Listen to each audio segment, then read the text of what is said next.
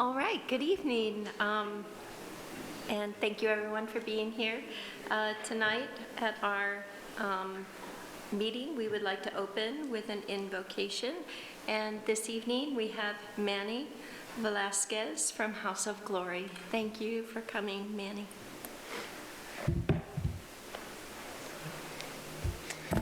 Hello. Thank you so much for the invite to be here tonight. I just want to start off with a prayer. If you would like to bow your heads, close your eyes, and just join me in. Heavenly Father, we come before you today with humble and honest hearts. We lift up this city. We lift up its leaders to you, Jesus.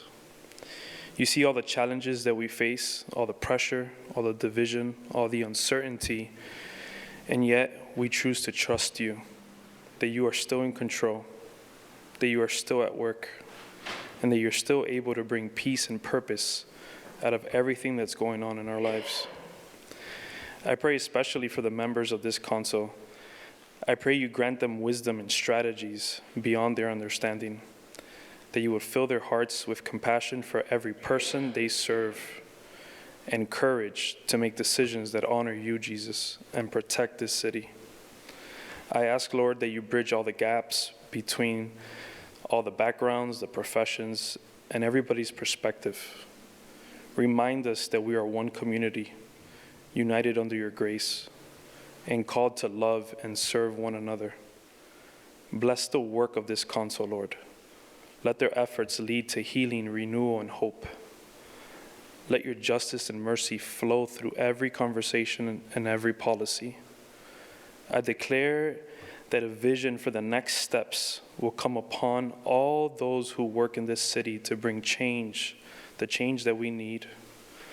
Father, let it be done on earth as it is in heaven. And I declare that every spirit of distraction and confusion be broken right now in the mighty name of Jesus. We place our trust in you, Lord. Strengthen us to move forward together, united as one voice, as Americans, and as your children. In Jesus' name I pray. Amen. Thank you. And now will you join me, will you stand for and join me in the flag salute? Pledge allegiance to the flag of the United States of America and to the republic for which it stands, one nation, under God, indivisible, with liberty and justice for all.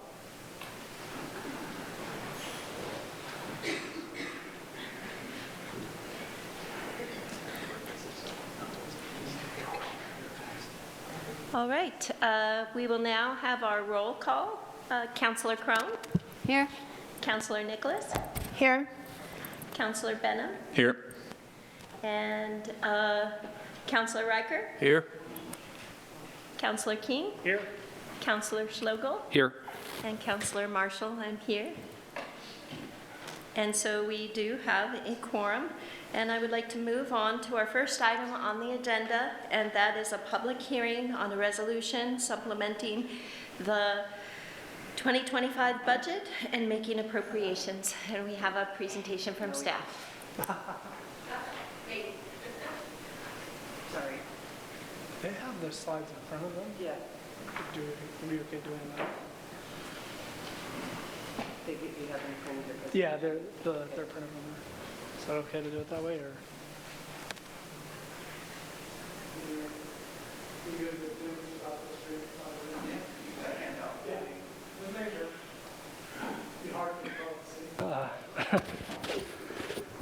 Good evening, councilors and the public. Sorry you guys can't see this. Maybe sometimes that one works up there in the back when this screen doesn't, but we'll try and do this the best we can. Today I'm going to go over the supplemental budget for fiscal year ending June 30th, 2025. I'm on slide 2 now. I have a various number of funds to go through with the relationship to council goals of fiscal stability. I'm not going to read all of them because I'm going to go through them one by one. So now I'm on slide 3.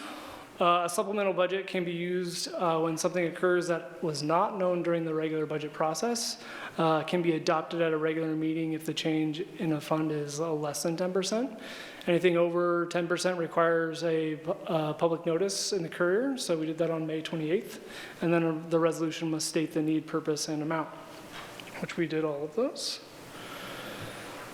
On the next slide, the only fund that is a requirement of a public hearing is the Environmental Waste Fees Fund, which is an increase of appropriations over 10%. And when I get there, this is just a pass-through. This is money that comes in and goes straight to the Solid Waste Agency. The next slide is going to be the general fund. So in the general fund, we're adding additional appropriations for resting sites for program needs, previous approval of council support of the Christmas parade, the council approval of coverage of additional tree lighting expenses, so the transfer of appropriations from contingency to resting sites, general program operations, and interfund transfers. So the need is for the transfer of appropriations from contingency to these three programs. And the next slide will be the numeric adjustments. Once again, sorry you can't see this. But at the top, you'll see the $50,000 for resting sites, the $3,000 in general program operations for the Christmas parade, security, and then the $1,400 for the Christmas tree lighting. The next fund is going to be the transportation fund. So we have increased street lighting from inflationary rate increases and then utility billing write-offs in the general program operations. So we need to increase street lighting and general program operations from contingency. So I'm going to touch a little bit on utility billing write-offs because it shows up in multiple places. We implemented our new software system starting in 2014. The customer service utility billing side came online in 2016. We have not necessarily done a true financial true-up between the customer service side of the ledger and the financial side of the ledger. So this is truing those two amounts up over potentially the last 10 years. And from this point forward, we plan on doing that on an annual basis. But you'll see that there's various amounts through here. It can happen in a myriad of ways. Screen freezes and the transaction just doesn't go through or goes through and it doesn't happen on one of the sides of the ledger. It's pretty common in my line of work. When you add them all up, it is a pretty big dollar amount of $50,000 plus. I think it's about 53. Well, you have to look at it. That's also over the last 10 years. So you're looking at $5,000 a year. And if you're looking at $5,000 a year, we approximately billed $29 million this year, as well as if you look at there's 14,000 accounts, 12 months a year that we bill, 6 different utilities. You're looking at about 1 million different transactional corporations. Our error rate is less than 99.98%. So again, yes, it is not necessarily something we'd like to see, but computer programs aren't necessarily perfect. The next slide is going to be stormwater. Again, utility billing write-offs from the contingency into the general program operations for that 6,600. The next is going to be the water fund. There are additional utility costs for the water treatment plant. The power bills were a little bit higher for this year. And then the utility billing write-offs in the general program operations. So you see an increased water treatment and general program operations appropriations from that contingency line.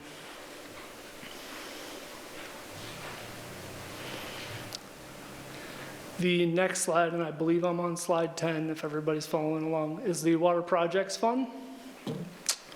So there's $1 there I need to move. This is a rounding error to complete the movement of a transfer. So in building the budget, there was 40 cents that got rounded down. I needed a full $1 to move that 40 cents. So that's what it is. And you'll see in another area, we have another rounding error. And I can assure you that we took a different approach to this year's capital to make sure that hopefully this doesn't happen in the future.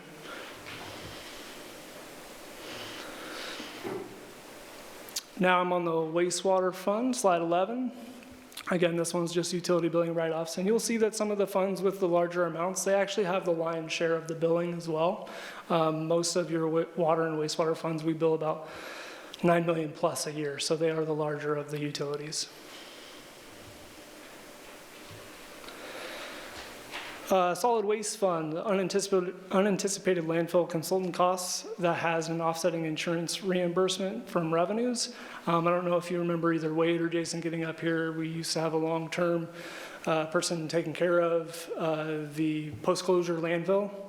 Now we have a new consultant that's a little bit more expensive. Luckily, we have an insurance policy, so we just get those revenues back, even though those are a little bit more expensive expenditures to do the testing and such for the landfill.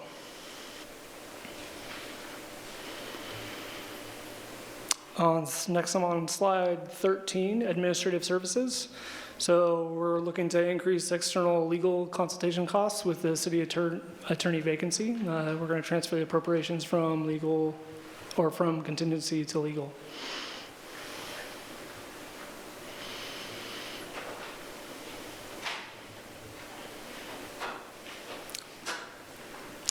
Slide 14, I'm on the Environmental Waste Fees Fund. This is the one that requires a public hearing. This is from increased revenues from a contractual over-profit obligation from a solid waste company. So we're going to increase the materials and services appropriations from an increase in solid waste miscellaneous revenue, which is just a pass-through back to the solid waste agency.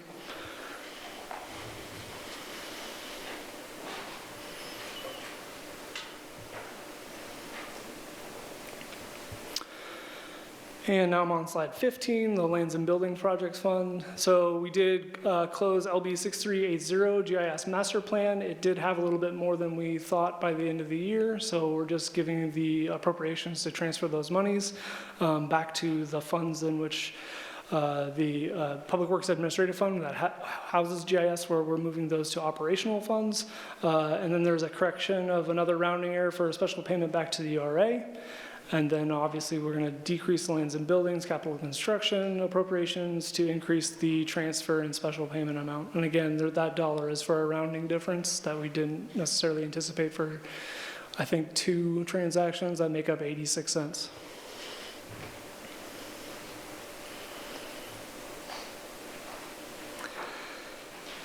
Next, I'm on slide 16, the summary. So in your packet, there was Exhibit A. We have a current resolution of 24-7484 that was also a supplemental budget for the adoption of the budget in September of 2024. And in the packet, you can see there's a plethora of all of the appropriation levels and the adjustments to each of those. The cost implication, each has an appropriation impact, obviously. The general fund and administrative services funds have a potential future fund balance impact. We definitely take some of that into consideration when we're building the fiscal year 26 budget, but depending on the size and the scope as we move through it, it's June right now, and so again, the timing of which the preparation of the fiscal year 26 budget, we hopefully have captured that, but sometimes we don't. And again, the rest of them we don't think will have, or we only think that it'll have a minimal fund balance impact. And your call to action is tonight. So your alternatives are to adopt the supplemental budget as recommended or not to adopt the supplemental budget. And then thank God I printed this out, and there is a potential motion at the bottom there. And with that, I'll take any questions. All right, Rick, and then Kathleen. Thank you, JC. Page 7 with the supplemental budget for the transportation fund. And I have a question on some of the different ones too. I get real confused on the interfund transfers, and I realize this case is $2,925,000 is coming in, but where? No, that's going to be out, but for this purposes, your interfund transfers are going to be to capital. Okay, so this is, And so there's the way a it's zero. listed, it's going out. Correct, to And capital. so it's in the fund, it's going out, and it's going to specific projects? That is correct. We don't normally make transfers unless there's a specific reason. And you can see that there's a 0 in that adjustment line. I'm just showing you the totality of the fund and all of its appropriation, but we're not making an adjustment with the supplemental budget. So it's not easy, we could take the big thick books that we got and so forth and go through there. So we don't know, it could be going to one project or it could be going 10 different projects when we look at that amount. That is correct. So we don't, of course, down here, it doesn't list what projects it's going to.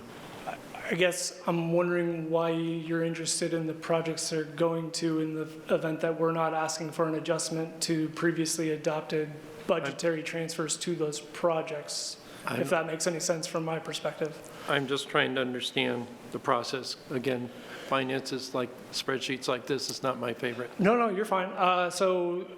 In next council meeting, we will adopt the 26 budget. And so through adopting of that budget and going through the budget committee and approving that through the budget committee, we went through all the projects and the allocations. If you would like, I can pull what that $2.9 million makes out of that, and it is on the city website. Okay, thank you. So I was curious to know, JC, is this something that typically happens every year? A supplemental budget? Yeah, that's a good question. So typically, Oregon budget law allows for you to do this, and we prepare a budget 18 months out before it officially ends. So information is constantly changing daily, and so we do our best to make our best estimation of where we're going to end up, and sometimes we just miss for various reasons. Most of them are unforeseen, because if everything stays kind of as we see it, then we kind of are pretty close, but sometimes we just never know. Like the resting sites, I believe we brought to council a higher estimation, and then they took away some of those monies, and then we realized we needed to do more with those resting sites, and so we came back to ask for more funds to be able to make those expenditures, like the decomposed granite. Eric? Thank you for the presentation, even though the projector didn't work for us, unfortunately. Had a question in terms of, you mentioned that we do this every year. The question I have is, how are we sitting? Is it pretty high as far as the adjustments go, or is it pretty low? How's that trending? Is it, and what can we learn from prior years, if anything at all? It's a good question. Every year changes. Every year is a little bit different. I could say we probably had more adjustments to make in the years that we had 8% inflation. But that doesn't preclude something to happen either with legislation or something else that comes down that we would need to make an adjustment. So it's not necessarily a dollar value that we go off of. It's mainly looking back and figuring out what happened and could we have been more proactive in coming up with that estimation, or was that really out of our control and out of our potential scope of reach of knowing that information? Okay, and then how did this year go, this particular information? I mean, was it pretty difficult? Was it challenging? Did we learn anything from the prior years? I would call this normal. You never know what you don't know until you get there. So like the environmental waste fees, that's based on a contract with profit sharing.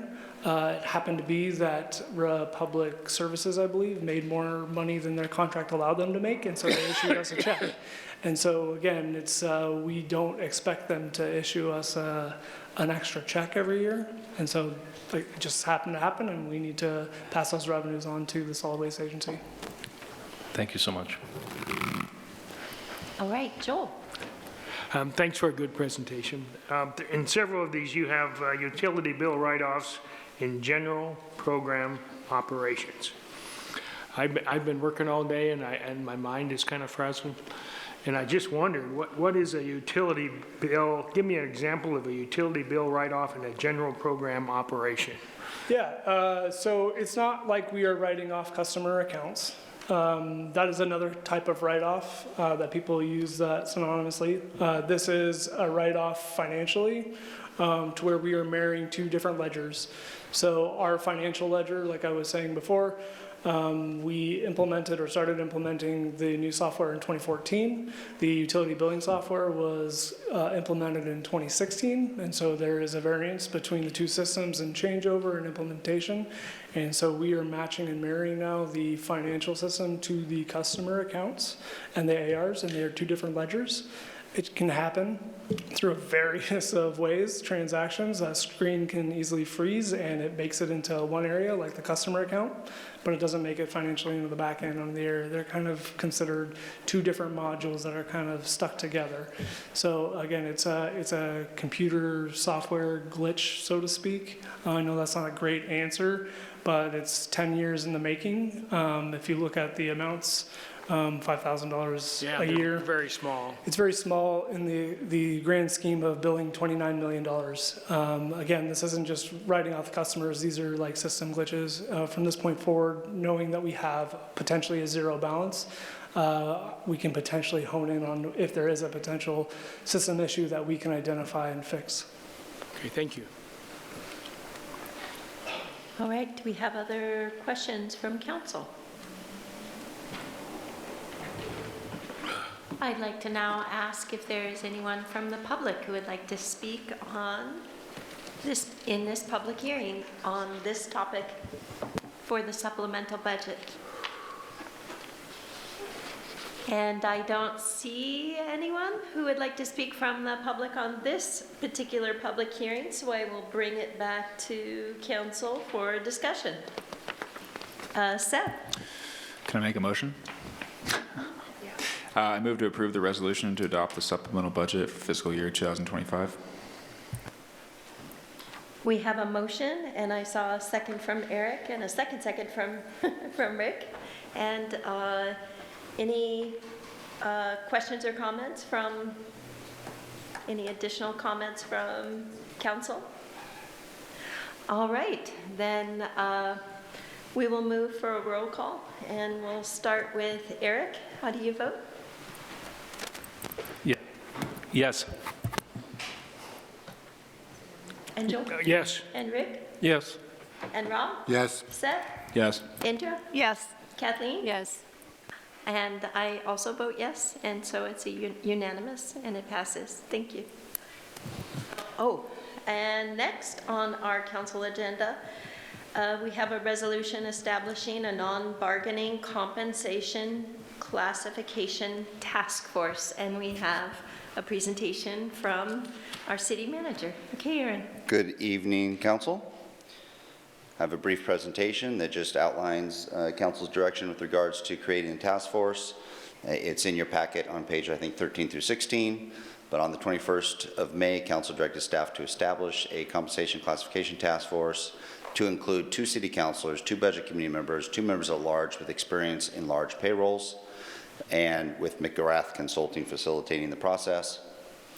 The purpose of the task force is to review and evaluate the non-bargaining compensation and classification restructure, and the task force shall review the proposed salary study and recommended structure in detail, identify potential modifications or alterations if appropriate, and develop and present formal recommendations to the City Council for consideration. The resolution is in front of you establishing that. Once the resolution is established, then we will go out and we will request those parties that are interested from the Budget Committee and those parties that are interested from the public, so then you can appoint the task force at a future business meeting. Costs associated with this is $250 per hour from McGrath Consulting, but there may be additional costs associated with a potential labor attorney to assist in the process. Your alternatives are to approve the resolution with amendments, or not approving the resolution. I turn it over to you, Council President. Thank you. And okay, I saw Kathleen and then Seth. Aaron, can we estimate how many hours it will take to review and evaluate the need? You know, we're hoping that this will be quick. I know council would like to have a quick turnaround, so we're hoping it wouldn't be more than a handful of meetings, maybe 4 meetings max, and each meeting being, I mean, I'm just throwing it out there. We don't really know. It all depends on the engagement of the task force, the need for background information to get people up to speed within the discussion. So it's really hard to see. I don't have a full dollar amount. Okay, thank you. Yep. And then I was wondering, will the $250 an hour for the consultant be a hardship on the city? We have monies budgeted for to afford the task force as council desires. Yep. Okay, so I guess this is maybe to council, but obviously you got McGrath Consulting, who's been currently consulting with city staff, and obviously did the presentation at the last council meeting. And I know I've talked to a few people about this, but you know, they're obviously working directly with city staff. So does it make sense to move forward with them and only them? You know, I mean, this is a non-bargaining unit, but technically council is bargaining with the non-bargaining unit currently. So I'm just hypothetically thinking that, you know, a consulting group that's working with the staff is going to take sides with the staff. Maybe that's not true. I'd hope that wouldn't be true, but at $250 an hour, I don't know, moving forward, you know, I guess I'm posing a question to council of, you know, do we move forward with McGrath as the consultant that we work with, or do we bring in someone else to maybe review and come out with a fresh angle? I saw Joel and then Rick. Well, I have a different topic, so we probably should deal with that topic first. All right, Rick, is that on Seth's topic? So my perception on McGrath is that they have the initial information.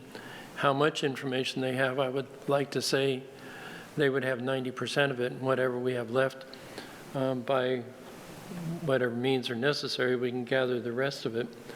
And that McGrath will not be dictating to the committee what direction they should go, but, So we're deliberating now. Do we have any more questions for Aaron? okay, so, thank you. All right. I saw Seth's hand. Did you want to speak quickly on that or go to Rob? Oh, okay, Rob. Joel, did you have a question? Okay, why don't you ask your question? Joel and then Rob. No, I didn't. I have deliberation. Okay. So I have a question for Aaron. If I remember correctly, Dr. McGrath seemed to indicate that while she did come up with, we'll say, the structure or the outline of the possible new pay scale, and she indicated that actually it was Mandy that had plugged a lot of the numbers in and did a lot of the arithmetic. And I'm just wondering if we're going to have any, and it really seemed that there was definitely a divide between part of what McGrath did and part of what the city staff did. So how are we going to make that, are we going to have city staff at these meetings as well? Because McGrath didn't really want to own that whole presentation. Matter of fact, she distanced herself from some of it. So how are we going to bridge that gap? Yeah, I'm not familiar with the gap that you're speaking of. McGrath did the majority of the work when it came to this study and the package that they're providing. So at this time, we would have a staff member from the administration office staffing the meeting just from a standpoint of minutes and organization, but staff will not be present at those meetings unless specifically requested. I'd have to go back and watch it, but while McGrath did come up with essentially the structure as far as how it was filled in, I don't believe she took full ownership of that at the last meeting. She didn't. She refused to. So to me, not to say that council necessarily has to pay attention to city staff on this. We could deal directly with McGrath, but she definitely distanced herself from the final product that was presented to council for approval. Well, maybe that's something that the task force can explore further. Council could also, if they so desire, hire do an RFP for another salary compensation consultant to come in and review that work to provide with a third-party, non-biased report on McGrath's findings. All right, Seth. Yeah, I guess I don't know how many meetings this task force is going to be, or how long, what the timeline is going to be. But maybe it's a situation where you have McGrath there for the meeting, the first, let's say it's 4 meetings, they're there for the first 2. We gain the information we need, because I'd still like to pick their brain. I think it makes sense. And then beyond that, we leave it to the task force to go through that data and that information. Just, in terms of cost savings and things like that, just a thought. Were you looking to make a motion then, Seth, to the, or I didn't mean motion, I meant amendment. But we'll have Indra, okay, you want to do, okay, Indra. Kind of along those lines, I'm wondering if it might be beneficial to have the task force meet and go over the data and then decide whether they want McGrath or another consultant or no consultant, but they could make that call and have consultants after that first meeting. Just wondering. Yeah, I'd make an amendment for that, Yes. to leave it up to the task force. No, okay, well. Oh, well, okay, deliberating. Do we have other questions, comments from staff? I have a comment from staff. Oh, yes. I think however council wants to set it up, of course, it's your prerogative, but in the end, if I believe whatever product comes out of the task force, if it's a product that has been worked on and developed from the task force, it should be reviewed by McGrath, and McGrath should be able to provide you with a full report on the recommendations of the task force. Rick? So what I'm hearing, the task force has the ability to have McGrath on board, and also Mandy from HR could be providing information to the committee as well? Mandy will not be available for the next 5 weeks at least. Then is there somebody in HR that has the information if we need it? Some of the information, we can provide you with what information we have, of course, through any requests. I can get you the information that we have on file. Okay, thank you. All right, any other questions or comments from council? Joel?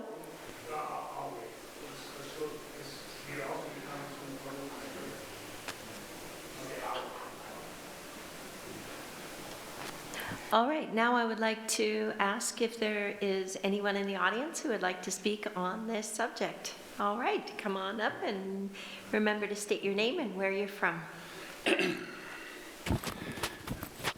My name is Mike Pelfrey. I'm from Grants Pass. No, I'm from Fort Benning, Georgia, but I live in Grants Pass.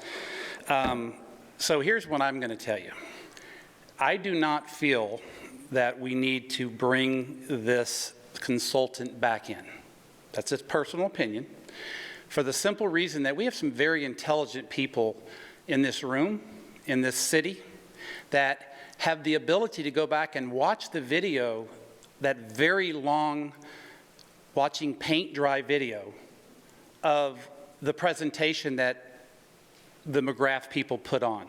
So I believe we have plenty of information to be able to lead our city in the right direction in regards to this particular subject. And so with that said, I think that perhaps the task force should be just that, a task force. And you can, whoever you choose on this task force has ample opportunity to go back and look at the public meeting and gather all of the information, take all of the notes that they need, and then you guys can sit down and have an intelligent conversation and come to a conclusion that is in the best interest of the city and its residents. Thank you. All right, thank you, Mike. And do we have other comments from the audience? All right, seeing none, I'll bring it back to council. And I saw Seth and then Joel.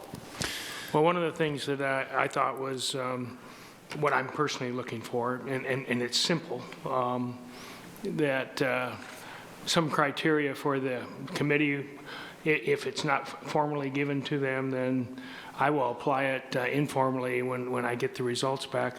But that, I'm used to a wage negotiation that has a cost of living increase and the step increase. And the cost of living increase is generally tied to the consumer price index, CPI. And it generally takes, Social Security does it that way, federal employees do it that way. Employers, for the most part, do it that way. And so we got this huge system that's not a huge system, but it's kind of convoluted, and there's been a lot of misinformation as a result of that on what the actual increases are, when they occur. I just want to simplify it and say, hey, this is our criteria of what we want to do. We want to give that cost of living increase, and then if they're due an existing step, they get the existing step. And that, I mean, it's that simple. I don't have to go through a big system to do that.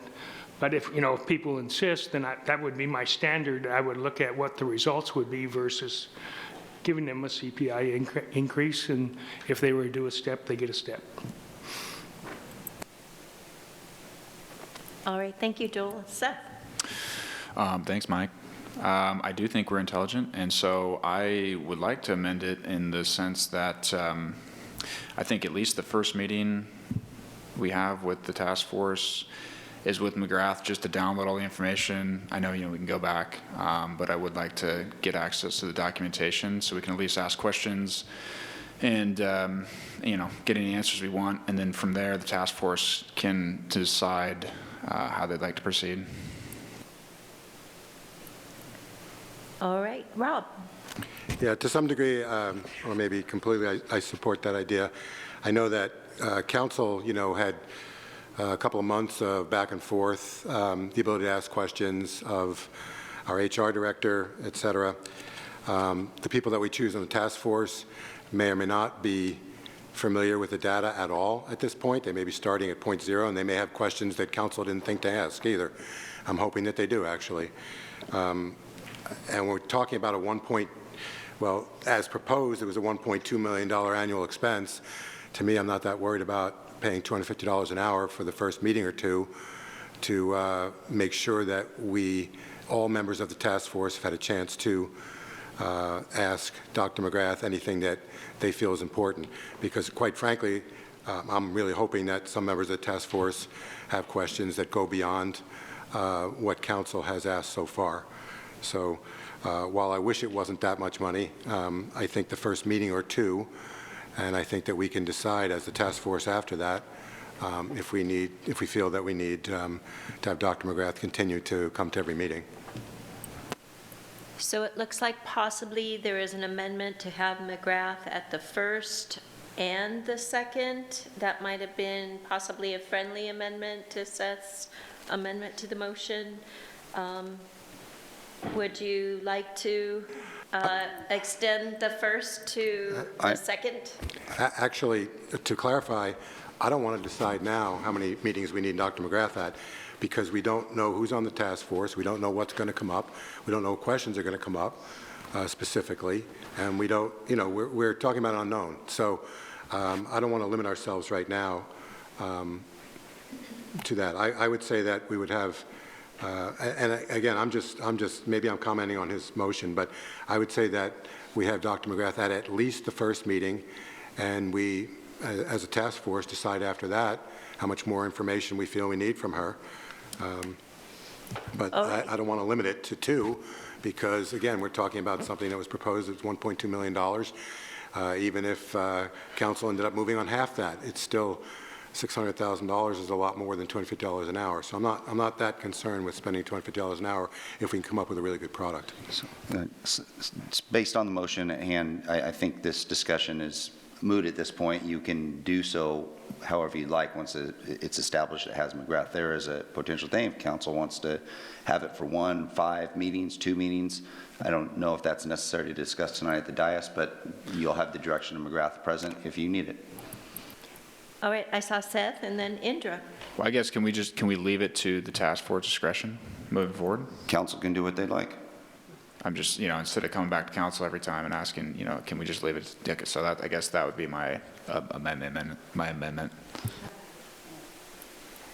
All right, I'm entertaining motions from, Indra, did you, okay.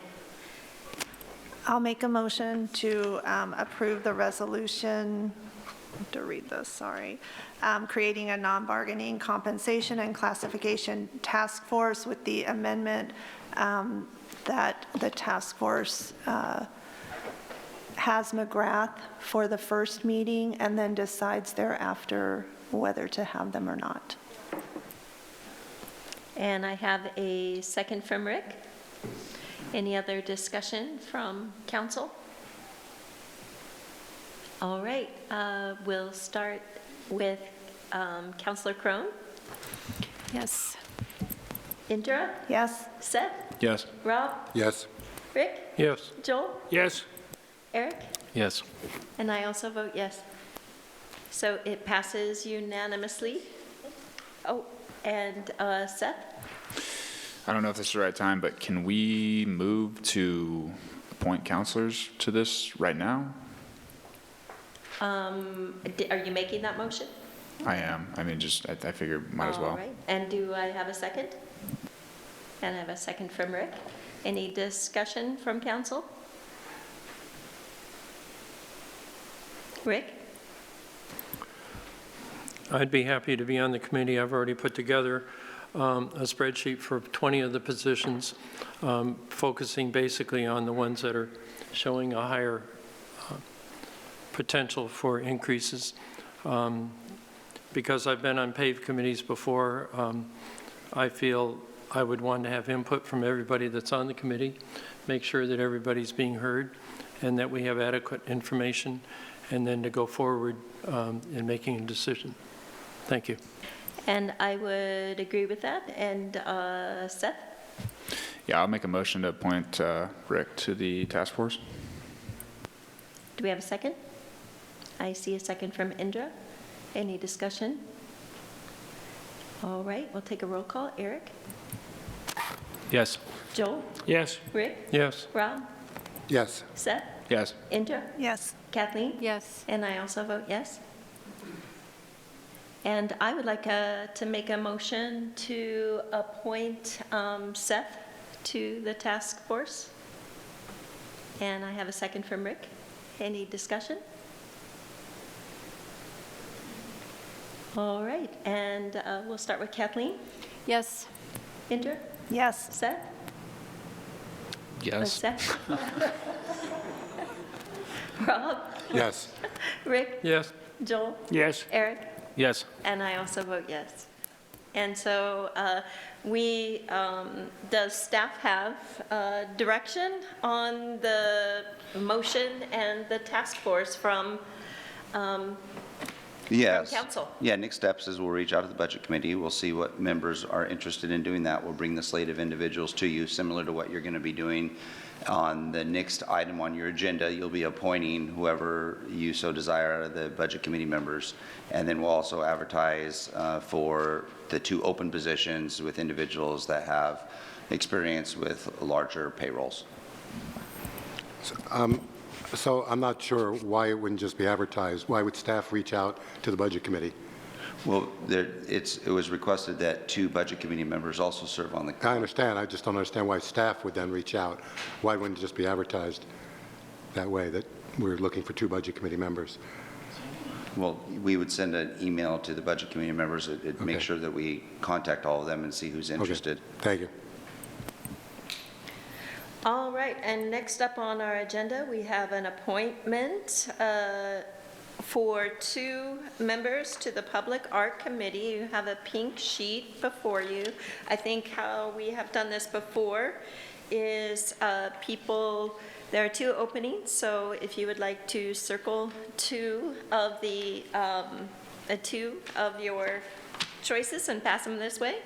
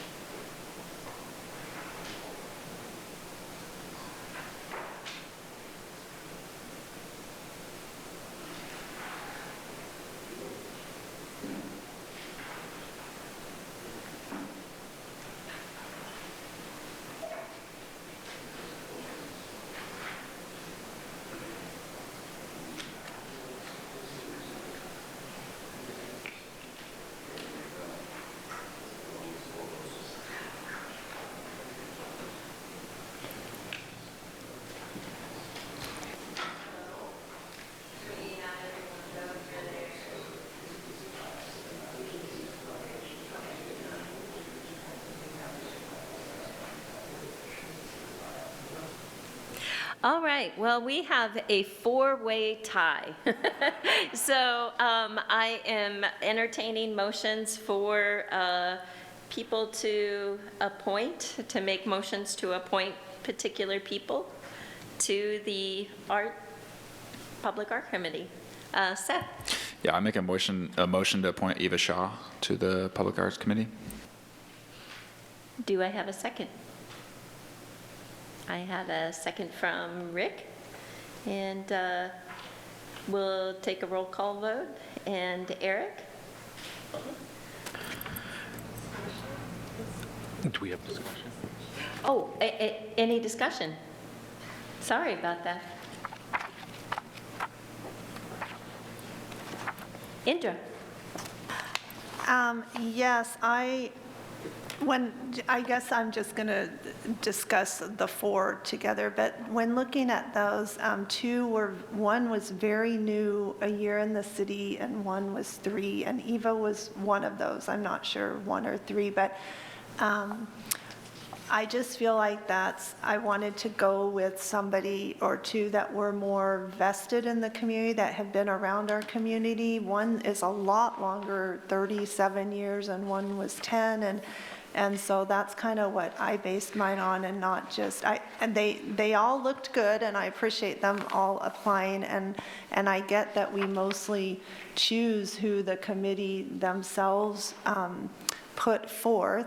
I think my other concern sometimes is not knowing the individuals or getting a chance to meet with the committee or talk with them. Maybe the liaison to that committee would speak up today, but I worry about committees getting a little cliquish and not, accepting people that aren't necessarily friends or from the outside. And so that's another thing I look at too. And so that was a concern, possibly. Kathleen? Yeah, I'm having the same, similar considerations for that. Somebody that's lived here longer, that has participated in some of the art gallery and with the art community, and have longer life experience here in our city, and knows what our city is about, and how to just bring in the common person, not just people that have high-level resumes of artistry. All right, do we have other comments from staff? I mean, not staff, council, sorry. Staff, if you'd like to make a comment. All right, we'll take a roll call vote, and we'll start with Eric. We have some pretty competitive people here. I'm going to vote no.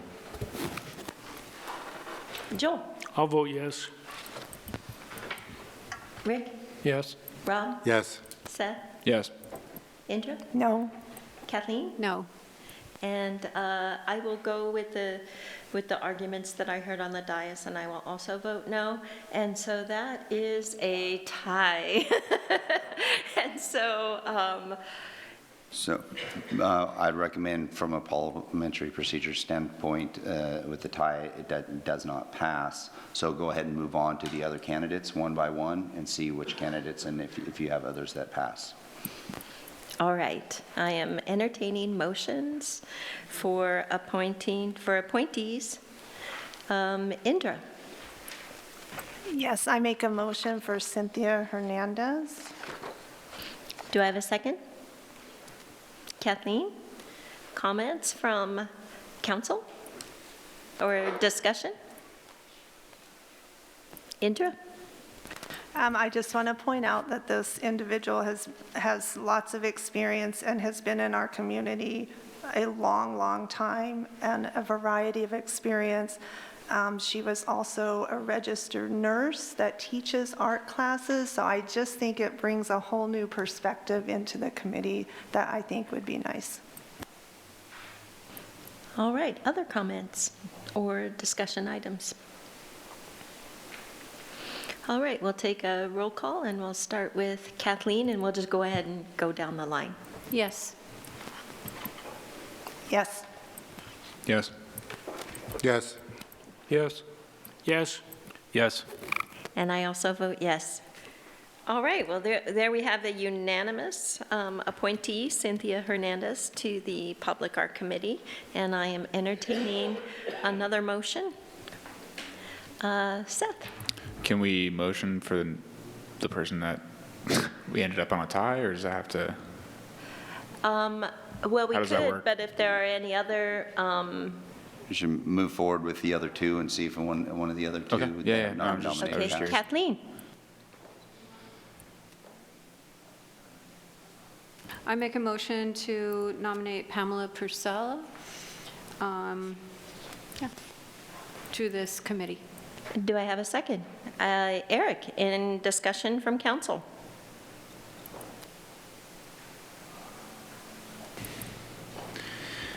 Seth? Yeah, I guess, I mean, I looked over all these. Cindy was great. I guess I want to try to put as much trust as I can into the committees, so, I don't know. I'd like to see a committee recommendation at least. So anyways, that's just my thoughts. Kathleen? Well, I see that this individual has been involved in the community on a lot of different levels, as well as the art community, and I think she would be a good citizen from the community to nominate. Other comments from council? Rick? I'm impressed by some of the other candidates and their background that they have too, so it makes it very difficult to sometimes make a decision. Thank you. Yes, they are all very, very good candidates for this. Other discussion items or comments, discussion? All right, we will take a roll call vote for appointing Pamela Purcell, and we'll start with Eric. And we'll just move on down the line, so I don't, Yes. I'd go with the committee recommendation, so I'm going to vote no. The same, no? No. No. Yes, Yes. sorry. And I will also vote yes, and so that gives us a tie. And so I am looking for nominations from council and for Emily Bertman. Rick, and do I have a second? Okay, I was going to say, Oh, okay. I'd like to nominate Emily Bertman because of the background she has and also her experiences that she would bring forward. I'm impressed with her resume that she has in here. Thank you. And do I have a second? I have a second. And any discussion from council? Indra? I guess I would like to say I was part of the tie, and I think this might be a tie again, but since we got the individual that was a longtime resident, I would be willing to change my vote to one of the other ones, but not the one that's this one that's been in a year, maybe the one that's been here 3 years instead. So if we voted, I'd be willing to entertain Eva again. All right, other discussion from council? Well, we had, we did have a second. So Seth, other I discussion? mean, I would be open to reconsidering Eva Shaw.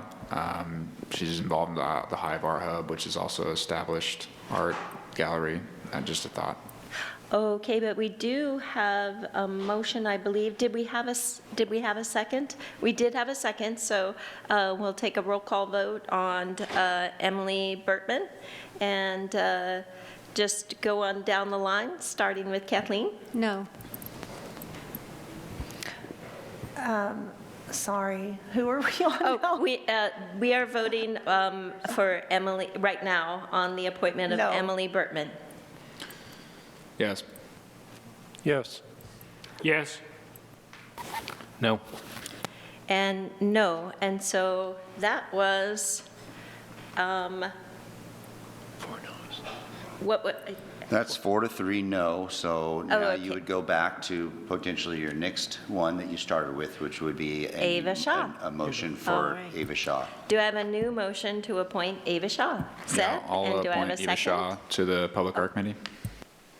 And Rick with a second. Any discussion from council? Joel?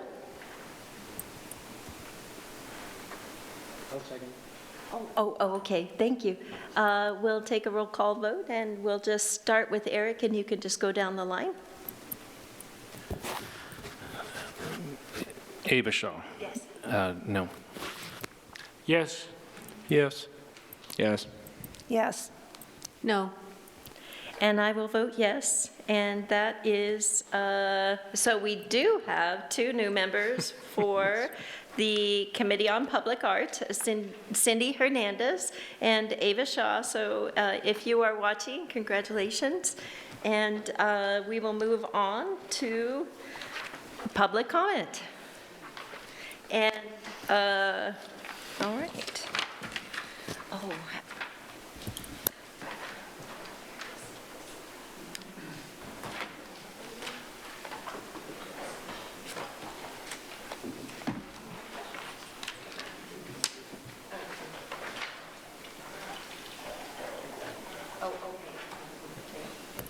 All right, now we will move on to public comment. And this is an opportunity for the public to address the City Council on items not related to a public hearing or council action items for the council. The intent is to provide information that is pertinent to the city's jurisdiction. Each speaker will be given 2 minutes to address the council as one body. This meeting will proceed in an effective and courteous manner. Citizens and council members will be allowed to state their positions in an atmosphere free from slander, threats, or other personal attacks. Signs and placards, outbursts of applause, campaigning for public office, or other disruptive behavior will not be tolerated. If you have a question regarding any government-provided service or a current city policy, please contact the city manager's office in an attempt to resolve this matter. And so up tonight, we have Mike Pelfrey.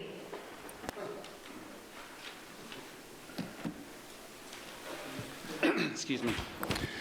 Okay, so my name is Mike Pelfrey, city resident. It wasn't that long ago, back in, I don't know, 2 or 3 years ago, that our previous mayor took the time to honor the whole month of June as Pride Month. And so I would like to just honor those that are LGB.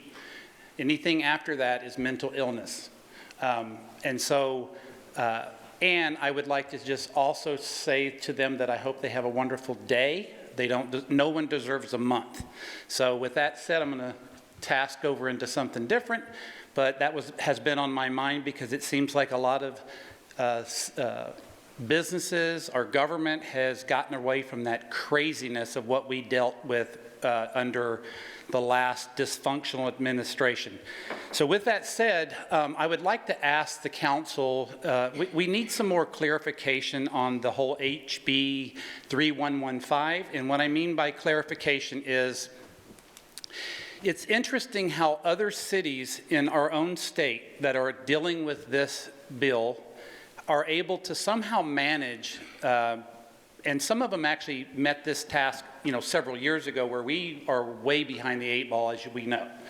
I'm so tired of hearing about, well, the injunction or the lawsuit, but yet other cities can mandate time, place, and manner in the sense that, so I'll use Ashland as a prime example. Ashland has a city camp, but the homeless can't show up until 7 p.m. and they must be out of there at 7 a.m. with all of their stuff. I don't understand why we can't do that. And so perhaps we can go back to the attorney that we're dealing with and the judge and ask them if there's any way that we can move forward with being, using time, place, and manner and all the other word salads that they give us. Thank you. Thank you, Mike. And next up, we have Del Aldridge.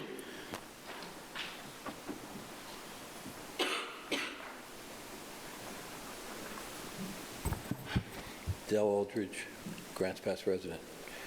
Boy, what a week, huh? You guys have been really busy. That meeting bored the hell out of me. I don't know how you guys sit through all that, just to get a homeless shelter put together. It bored to death out of me, and you guys, have to give you kudos for it. We had a great week. We definitely had a nice boatnik, record-breaking, I heard, and a lot of kids out there, a lot of families. We were out there too. I know I saw a lot of you guys out there too. It was wonderful. We got something coming up this weekend. It's going to be the 50th year, and I just want to put it out there. Frog Affair. We're going to be out there as security guards for them, just kind of looking it over, and we're not going to act on anything. Don't worry about it, Chief. We're going to report it to the guys down there. Don't worry about that.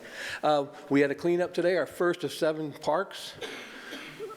I was impressed with a bunch of new people showing up, and they knew who they are, and I don't want to bring any more to it than that. But it's nice to have people out there that see that the parks are for kids. And what we collected today, that small amount of aluminum foil about that big, a crack pipe that was our 4th one, I didn't get the right count, but 4th one we found that wasn't broken. They're always broken, but this is our 4th one in all our cleanups. We found a full crack pipe sitting out there, a couple of needles, lots of caps. But that little bit of foil will kill a kid. So we've got 6 more parks to go. We're going to squeeze them in once we get everything done here. And then I invite every person here to come on out and join us. It's very rewarding. Thank you. I'm going to keep it short. You guys do a great job. Thank you, Del. And next up, we have Kate Huckert.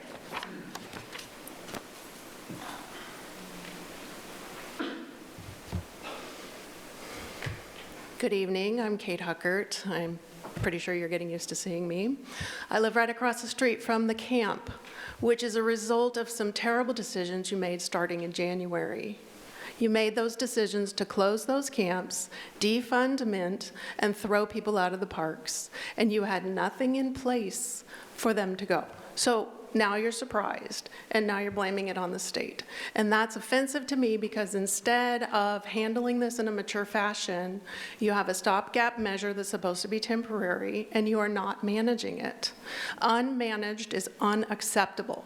You're putting it on us to manage in our neighborhood. We have an increase in crime, noise, chaos. It's a shit show. I'm exhausted. There is a stench coming towards my house now when it's hot outside. There are people in those camps who can be helped. I would love to see them helped. There are also people who are career criminals. You can check the vibe. You can feel it. Sit on my porch. There's at least 20 people who walk by my house in an hour. And some of them look very sketchy and they don't belong there. Other people, they need help. You need to move it or manage it. There needs to be a plan to manage this. This is unacceptable and it is your fault. You did this. You manage it. You can't leave it the way it is. You can't put it on us. We have to call the police 5 or 6 times a day sometimes. I'm sick of it. I'm not going to make it for the year it's going to take you people to get it together. Now, some of you are incredibly intelligent, and I really appreciate you. And some of you, I'm not so sure. So I'd like to see you rise. I'd like to see you grow in your perspectives. Whatever you came into the committee with, I'd like you to see you change and evolve so that you do a proactive solution that helps the most people possible. Like some heart-centered, Christ-like consciousness is real and helps people. Not this cruelty that you came in with thinking you were saving the day and you screwed up a lot of things and you're ruining my neighborhood. We cannot take it. Move it or manage it. Okay, thank you, Kate. And next up, we have Michael Servant.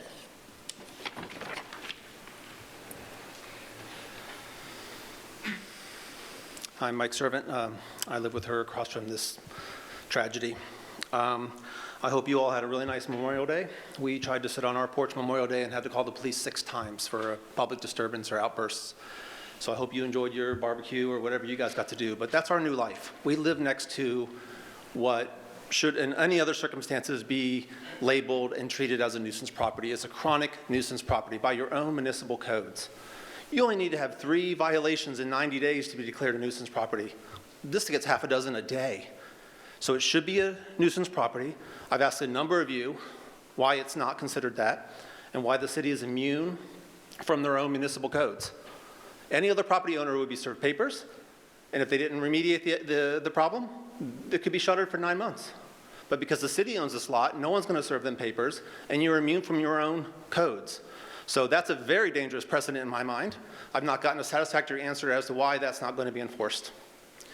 I'm not sure how comfortable any of you are with the city ignoring their own laws and codes. I mean, that is something that is pretty scary, slippery slope for me.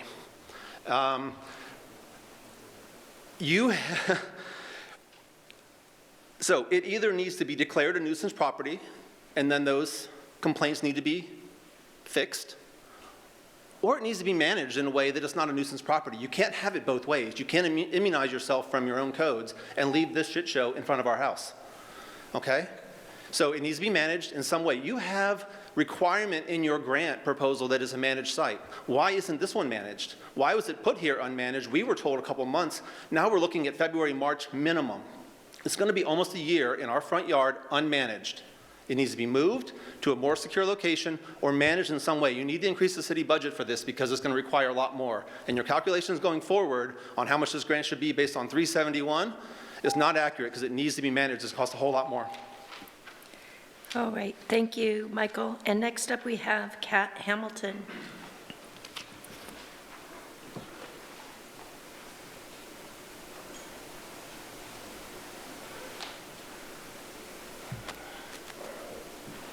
Cat Hamilton County. I go to Morrison Park every so often with my son. He likes to play basketball. We've not been there since he said, "Gee, Mom, that's the strongest cigarette I've ever smelled." Well, the other night, somebody, a man, I will not say gentleman, apparently OD'd in the men's bathroom in Morrison Park. His pants are at his ankles. We've got pictures. I'm sure you've all seen them.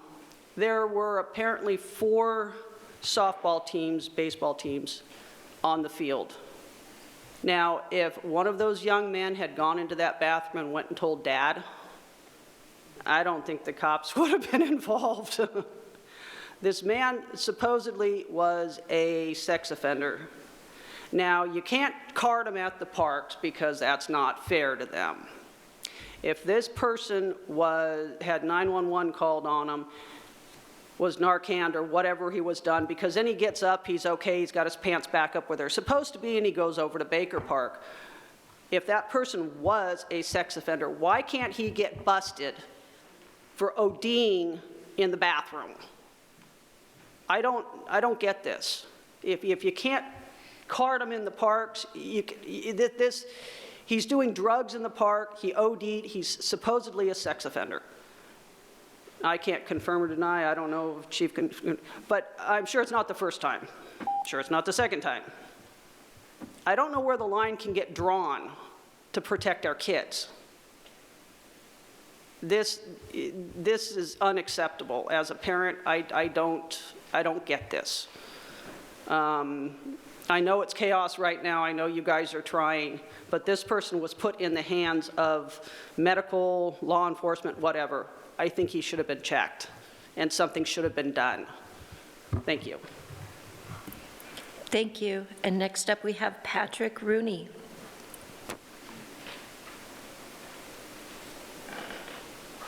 Patrick Rooney County. I just have a small thank you for you guys who's trying out here. I think you're all trying. And I think a lot of you are very decent people who want to do the right thing, very smart people too. I have a very small possibility here, but I think there might be something to it. I was driving by yesterday and I see these young men, able-bodied young men wandering around. They're perfectly able to do lots of things. Why can't they pick up after themselves? A pretty simple thing, right? There must be something in the law that you guys can do to make sure that people that are in these camps are cleaning up after themselves. And if they don't, I mean, you have certain rules, right? Basic rules. Every child knows that you're supposed to clean up after yourself. If you don't clean up after yourself, there should be some type of law that says, you guys can look into this, then you're out. Why are the Park Watch people, God bless these guys, and all the people that are helping out here, and you guys that want to do something, we hold ourselves to a high standard, but then we treat these other people like they're children. If we hold them to some kind of standard, we can do something, and if they don't perform, they are out. There must be a law to deal with this. Thank you. Thank you. And next up, we have Brooke Matthews.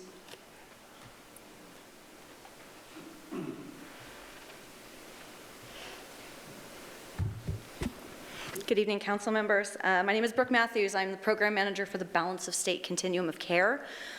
We facilitate housing, domestic violence, and youth services for 26 rural counties in Oregon. Part of our job, actually here with the entire program staff, and part of our job is to visit each county in the state and to meet with community partners, to take a pulse of the community, see what's going on, and report our findings back to OHCS and to the governor's office in order to advocate for activities that are happening in each region and county. I do have some positive news that may be helpful for some of the community members, and that is between 2024 and 2025, Josephine County did see a 43% decrease in unsheltered houselessness. We're actually seeing those numbers across the state because the state invested a large amount, that's unsheltered houselessness, across the entire county. The state invested funds through House Bill, through the EO funds, in order to add to an emergency shelter system throughout the state. And we are seeing great success with that, but we have only made very small strides in creating the very first step in handling the homeless crisis, which the first step in the continuum is street outreach and emergency shelter, because once we have people in emergency shelter, we can extend services to them. So here in Josephine County, you have a local planning group that if House Bill 3644 is passed, which it is in state legislature right now, you will see a statewide emergency shelter system that will allow funds to come into Josephine County to help assist with the housing crisis that is here. So I'm here to encourage that you collaborate with UCAN, which is the lead of your local planning group, and also to throw support behind the emergency shelter bill that's currently at state. Thank you. Thank you. And next up, and our last speaker is Donna Wall.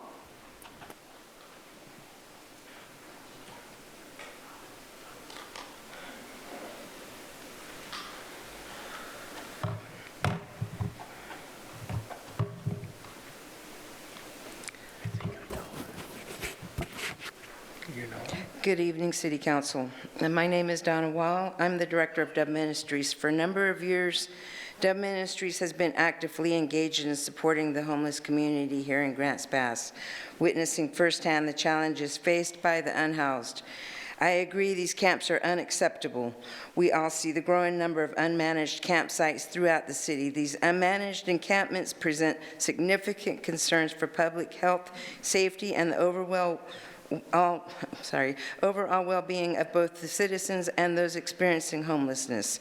Tonight, I want to specifically highlight the immense vulnerability faced by homeless women in these unmanaged settings. They are exposed to violence, exploitation, and all kinds of evil, and have limited access to privacy and dignity that is essential for their well-being. Dove Ministry proposes the establishment of a managed women-only campground. This would be a safe, secure, and supportive environment designed specifically to address the unique needs of homeless women in Grants Pass. Such a site would offer enhanced safety, dedicated supervised space, would significantly reduce the risk of violence and exploitation of women. Access to resources would serve as a central point to connect women with essential services, including hygiene facilities, mental health, substance abuse, and pathways to stable housing and employment. Providing a structured environment would offer a measure of dignity and privacy currently lacking in unmanaged camps. We recognize that housing and shelter would be the preferred way to address the homeless issue. But in the meantime, we believe this initiative would not only improve lives of vulnerable women, but also contribute to more organized and humane approach of homelessness in the city, reducing the negative impacts of dispersed unmanaged campsites. Dove Ministries is prepared to collaborate with community partners on this critical issue. Thank you. Thank you. And thank you for everyone who came to speak tonight. And next up on our agenda is our consent agenda. And I do not see that we have any starred items. And I am looking for any discussion or a motion.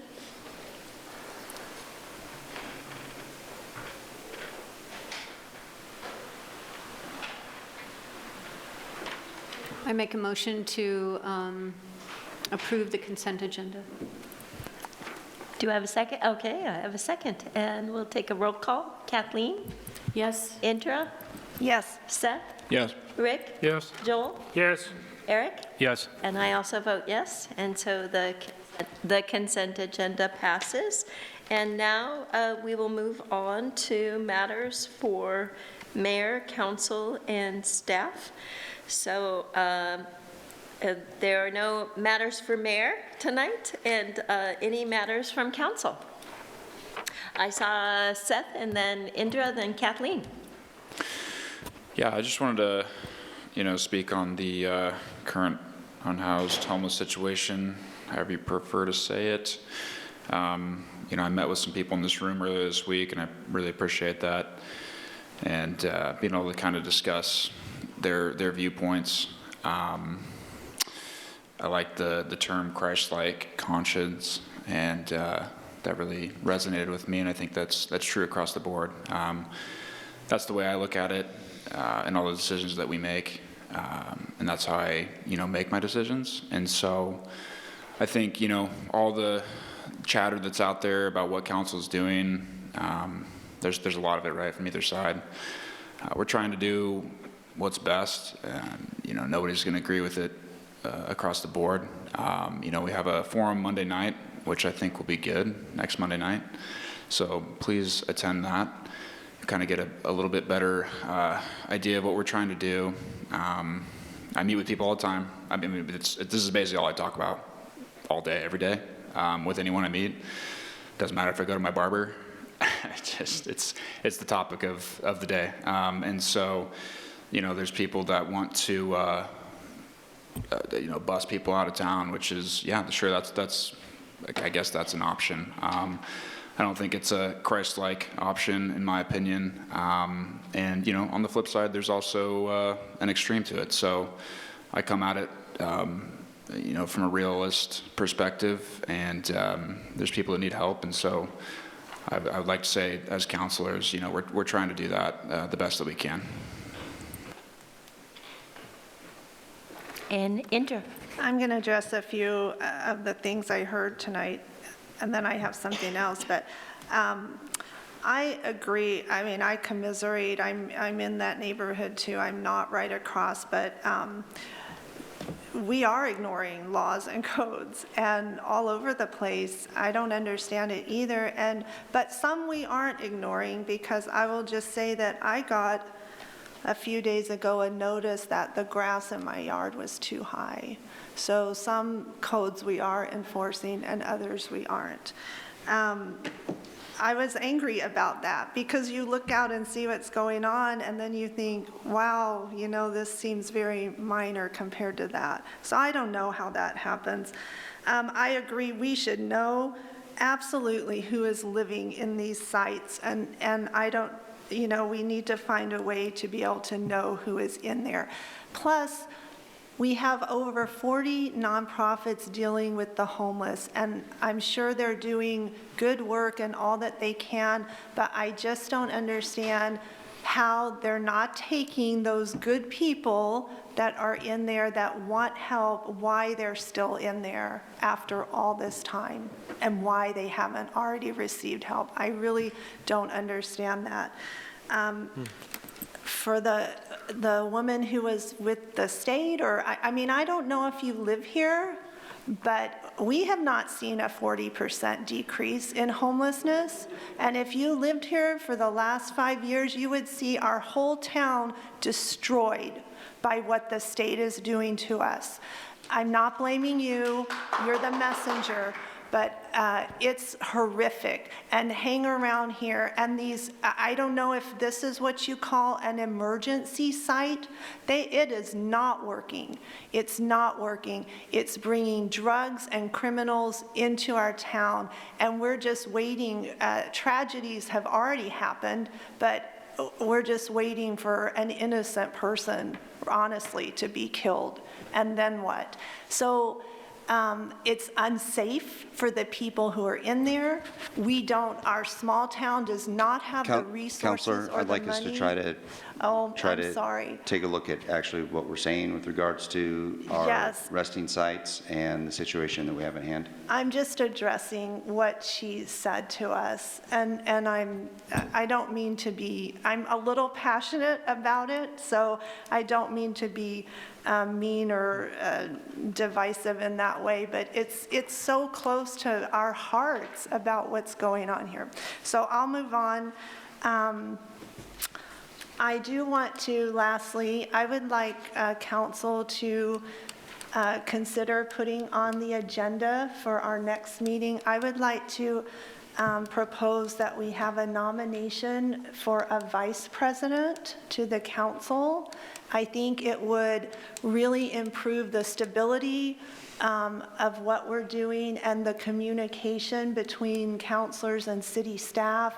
I think it would be a good move to have a vice president, and I would like support in that.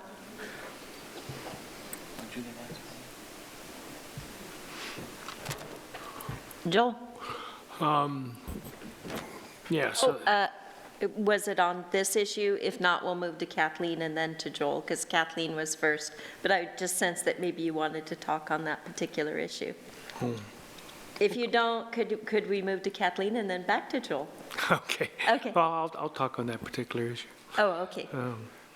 So it is tough, and some people are being treated unfairly, both within that and outside of that. The progress that has been made with the plaintiff and the defendant was evident in the last 2 weeks. It didn't solve everything, obviously.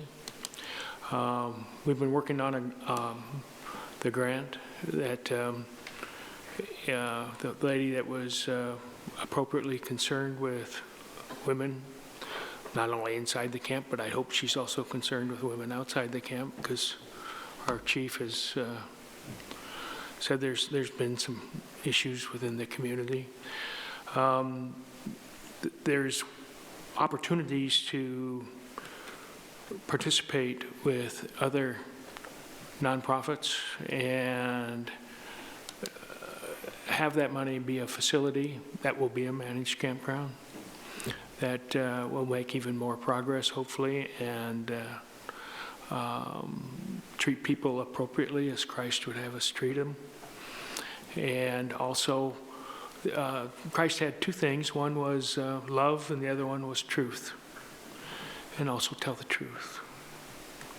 So I would encourage the people who are interested in helping, and America has a great tradition of that. You look at what PATH has done, you look at what some of the other nonprofits have done, you look at what people up here have done,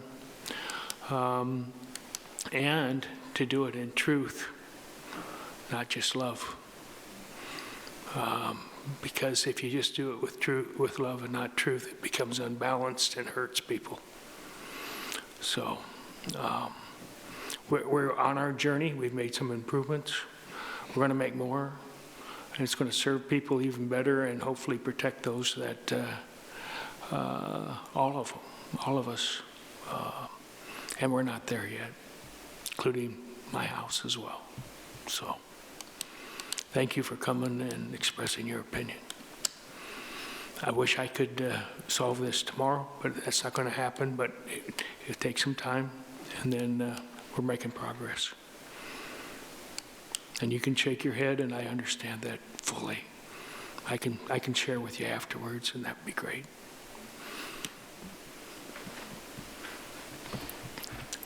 Thank you, Joel. Kathleen? Yeah, I just want to express my concerns for our community and the people that are hurting here today, and those in our community that are being negatively affected by this. I did want to address an observation I have made, is that the 7th Street next to the police station is very empty. And it would seem to me that people that really wanted help would be close to the police station because they would feel more protected or seen, or there'd be more observation. So that kind of puzzles me and begs the question, do people in these other sites not really want help that bad? I don't know, or don't feel as scared or intimidated, or why do they stay in those bigger camps? Anyway, that's just an observation I've been making. And maybe, Chief, you could address the issue with the nuisance regulations, just to clarify or speak to that? Yeah, absolutely, Counselor. Thanks for the opportunity, because I hear everything that's said.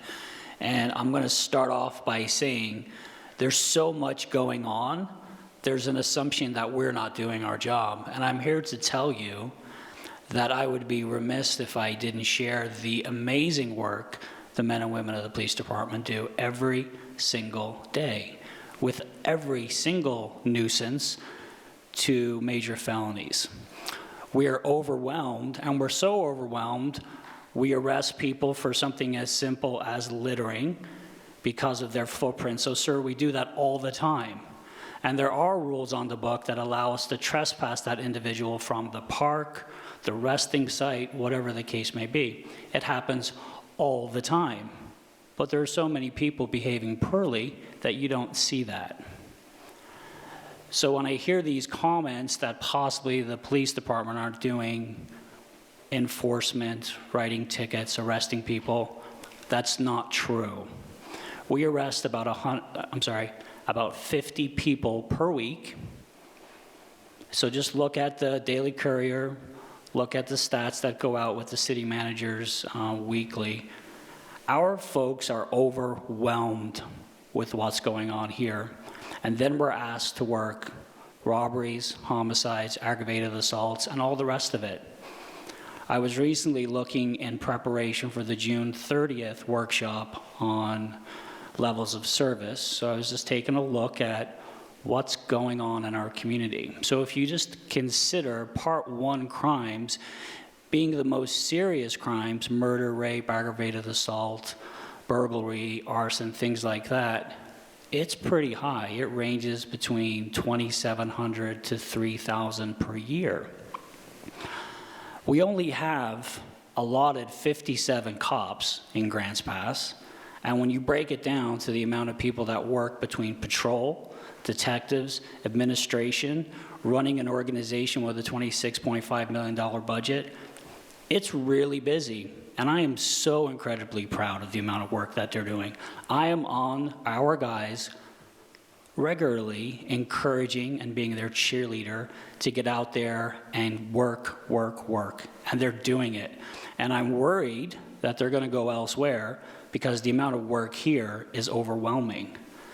Also, too, we are a complaint-driven organization. So if somebody calls in and says, the grass is too high, there's a car parked outside, I see folks in the crowd that do this all the time. We respond, we take care of it in accordance with the law. I am always available to answer questions. Counselor, I appreciate you giving me an opportunity to speak. We're doing all we can. Eric. Thank you, Chief. That was excellent. I really appreciate that. And thank you all for coming. I think the big picture here that we need to keep focus on is HB 3115. That's what's causing all of this to happen. The state never asked its citizens whether or not they could provide a definition for what objectively reasonable is. Okay? We should have been, the citizens that are going through all this should have been afforded that opportunity.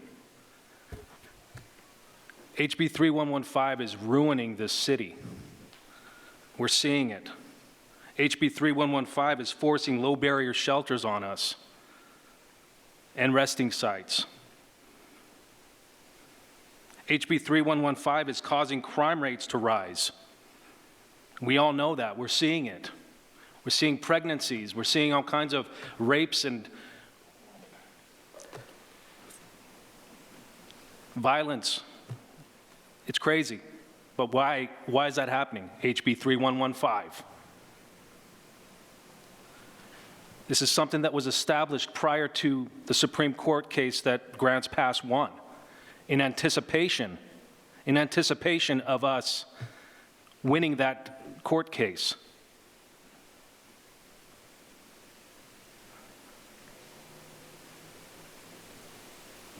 HB 3115 is consuming a lot of our police force, their time. It's forcing businesses to leave. It's forcing people to leave. It's forcing people to be pissed off at the city. The Grants Pass taxpayers have had enough. And we see that. Because that's who's paying for all this. $400,000 minimum for these low barrier shelters that are forced on us by HB 3115. HB 3115 is anything but objectively reasonable, and I think we're all seeing that. It's not working for any city here in Oregon, and all the cities that are working, they're asking for more money. So, HB 3115, it needs to be addressed up at Salem, because until that gets addressed, we're forced to throw more money at it.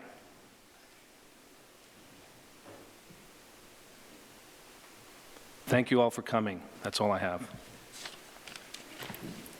Thank you, Eric. And I would also like to thank Chief and the amazing job that you do that goes unnoticed because of the huge issue that we have that was caused by the state of Oregon. And so I really appreciate Ms. Matthews, I do appreciate you coming down and giving us the information that you did. We have a crisis here. We do not have reduced homelessness. Our city is in dire need of the state fixing House Bill 3115. If you have not emailed the state, it's out on social media. You can find it easily, or you can just go to the state legislature and you can email your state legislators to ask them. We have a few more days and only a few more days. And apparently it looks like we have people waving information in to you. So there are people here who can help you with that. We can address the state to, before the session ends, to pull our representative, Dwayne Younker's bill, back up to the floor to be voted on again. It needs to be repealed and it needs to be replaced. It is hurting the citizens here, and it is hurting potentially every single city in the state. And so I do want to thank everyone who came here to speak.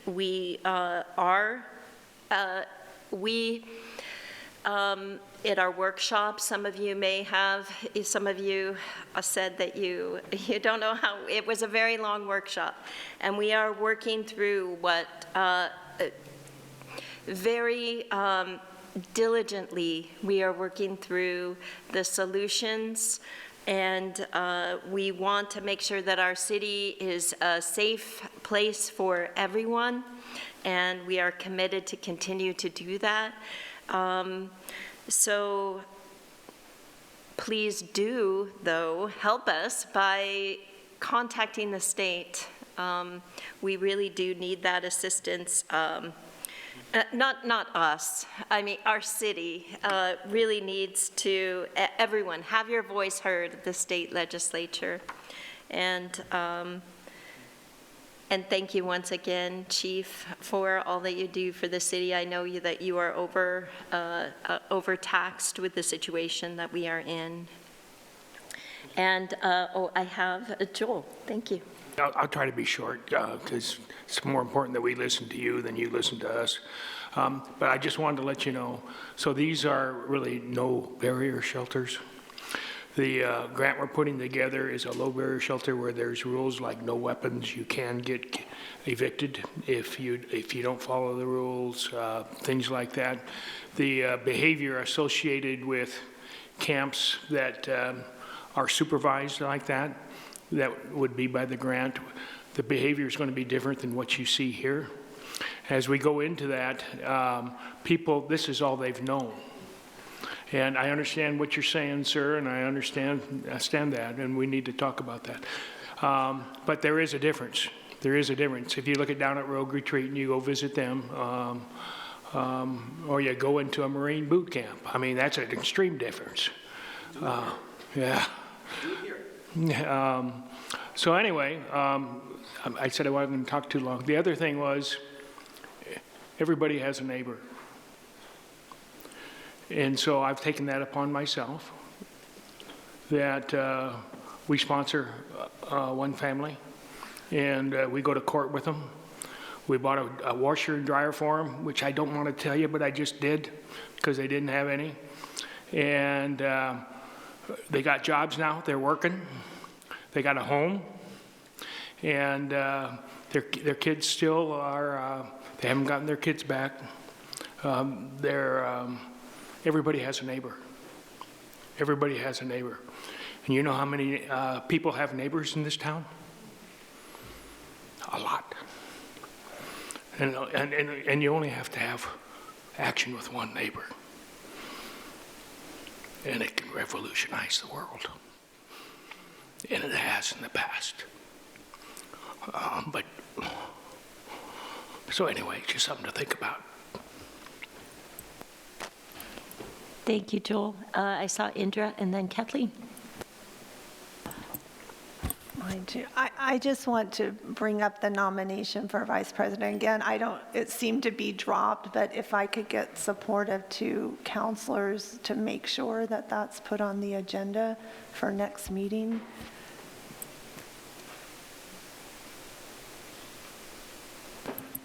I guess it would be appropriate to hear from other counselors if they're interested in establishing that position. I thought you were the vice president already.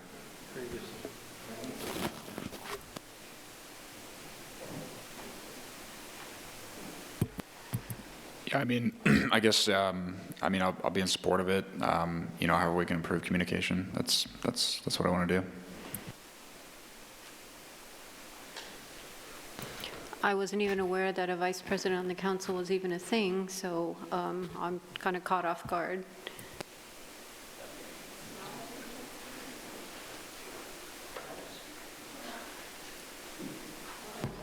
Well, it's something we had before, and it's probably worthy of discussion. And we do have a diverse council, which has strengths, and it's an opportunity to exploit in a positive way that diversity. And it could also continue the way it is, but it's probably worthy of discussion. Does council have direction on that? Yeah, we'll schedule that for a future council meeting to discuss the creation of a vice president. And Kathleen? Well, I had one more thing I wanted to bring up for matters of mayor and council. We had discussed we had gotten a memo on some properties up on Hillcrest Drive and Beacon Hill. And I would be in favor of continuing the Peter Allen land surveying and to get a full appraisal on that property and maybe a workshop on that and how that could, what would happen if that went forward. All right, I would be in favor of that as well, and so is Rick. Okay, and so is Eric, and so does staff have direction there? Sounds like the direction is, are you providing direction for us to go ahead and continue to move forward with an appraisal and just a future workshop discussion? Okay. All right, do we have other matters from council? And we'll move over to staff. I think you all covered it tonight. Oh, my goodness. And so this might be a record for this council, and so I'm looking for a motion to adjourn. I motion to adjourn. And do I have a second? Thumbs up to adjourn? All right, we are adjourned.